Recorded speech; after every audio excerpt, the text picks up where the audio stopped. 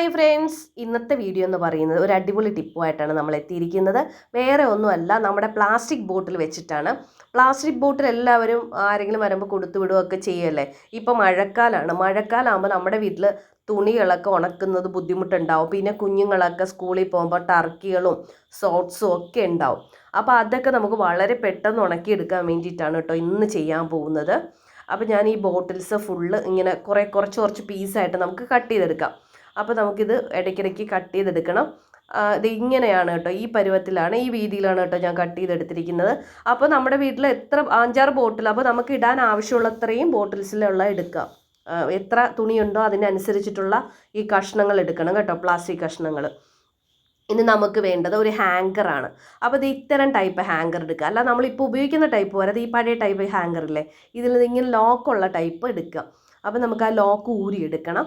Lock ഊരിയെടുത്താൽ മാത്രമേ നമുക്കിതിലോട്ട് സെറ്റാക്കി കൊടുക്കാൻ പറ്റുള്ളൂ. അപ്പോൾ ഞാനൊരു ഹാങ്കർ എടുത്തിട്ടുണ്ട്, പഴയ ഹാങ്കറാട്ടോ.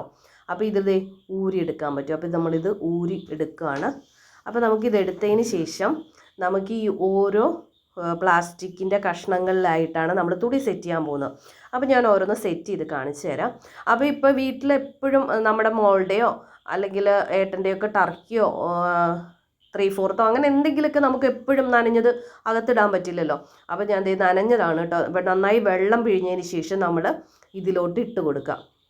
അപ്പോൾ ഇട്ടതിന് ശേഷം നമ്മൾ ഏത് രീതി വേണമെങ്കിലും നമുക്ക് ഇട്ട് കൊടുക്കാം. കണ്ടോ, അത് ഇങ്ങനെ ഇട്ട് കൊടുക്കാം. പിന്നെ നമ്മുടെ ഷോൾസൊക്കെ ആണെങ്കിൽ ഇങ്ങനെ തന്നെ ഇടുമ്പോൾ ഉണങ്ങും കേട്ടോ. ഇപ്പോൾ ഇതിൽ നന്നായിട്ട് വെള്ളമൊക്കെ ഊറി നല്ല അടിപൊളിയായി വന്നതിന് ശേഷം മാത്രം നമ്മൾ എന്ത് ചെയ്യുക, പിന്നെ വിരിച്ചിടാം. അപ്പോൾ നമുക്ക് വേണമെങ്കിൽ വീടിനകത്തൊക്കെ കൊണ്ടുവന്ന്, ഇപ്പോൾ അകത്തെ കഴ കെട്ടിയിടുന്നവരുണ്ടെങ്കിൽ നമ്മുടെ ഫ്ലോറിലൊന്നും വെള്ളം വീഴാതിരിക്കാൻ വേണ്ടിയിട്ട് ഇത് നല്ലതാണ്. അപ്പോൾ ഞാൻ ചെയ്യുന്നതെന്ന് വെച്ചാൽ ഇങ്ങനെ ഹാങ്കറിൽ ടർക്കി ആയാലും അനുവിൻ്റെ സോട്ട്സ് ആയാലും, അനുവിന് ലഞ്ച് ബോക്സിന് ടർക്കിയൊക്കെ ഉണ്ട്. അപ്പോൾ ഡെയിലി വരുമ്പോൾ ചിലപ്പോൾ 2 ദിവസമൊക്കെ കഴിഞ്ഞ് ഉണങ്ങി കിട്ടുള്ളൂ. കണ്ടോ, കർച്ചീഫ്, ഏട്ടൻ്റെ ബനിയൻ, ഇന്നർ ബനിയൻ, ഇതൊക്കെ ഞാൻ ഇങ്ങനെ തൂക്കിയിടും. ഇങ്ങനെ തൂക്കിയിട്ടിട്ട് പുറത്തെ ഷെഡിൽ കിടന്നിട്ട് വെള്ളം പോയതിന് ശേഷം മാത്രമേ ഞാൻ അകത്തോട്ട് എടുത്തിടാറുള്ളൂ കേട്ടോ. അങ്ങനെ ആകുമ്പോൾ നന്നായിട്ട് ഉണങ്ങി കിട്ടും. കണ്ടല്ലോ, ഇത് പുറമേ ആക്കിയിട്ട് നമുക്ക് ഒരു ഹാങ്കറിൽ ഒത്തിരി സെറ്റ് ചെയ്യാം കേട്ടോ. അങ്ങനെ എത്ര ഹാങ്കർ വേണമെന്ന് വെച്ചാൽ അതനുസരിച്ച് നമ്മൾ എല്ലായിടത്തോട്ടും ഇട്ട് കൊടുക്കുക. അങ്ങനെ ആകുമ്പോൾ നമുക്ക് കുറച്ച് സ്ഥലം മതിയോ. ഇപ്പോൾ നേരെ മറിച്ച് നമ്മൾ ഇവിടെ തന്നെ നമുക്കൊരു 5-6 ഹാങ്കർ ഇടാനുള്ള സ്പേസ് ഉണ്ട്. കണ്ടോ, നമുക്ക് കുറേ ഹാങ്കറിൽ ഇങ്ങനെ തൂക്കി ഇടാം. അപ്പോൾ ഒരെണ്ണത്തിൽ തന്നെ ഒരു 5 പീസ് ഇട്ടാലും നമുക്കൊരു 3 ഹാങ്കറിലാകുമ്പോൾ 15 പീസെങ്കിലും ആ സമയത്തേക്ക് നമുക്ക് വെള്ളം മാറ്റിയെടുക്കാൻ പറ്റും. അത് കഴിയുമ്പോൾ നമുക്കൊന്ന് വിരിച്ചിടാം, അല്ലെങ്കിൽ ഇടയ്ക്ക് വെയിൽ വരുമ്പോൾ വെയിലത്തിട്ടാണെങ്കിലും ഉണക്കിയെടുക്കാമല്ലോ. ഇല്ലെങ്കിൽ ഞാനൊരു ടർക്കി അല്ലാതെ തന്നെ വിരിച്ച് നിങ്ങളെ കാണിച്ചു തരാം കേട്ടോ.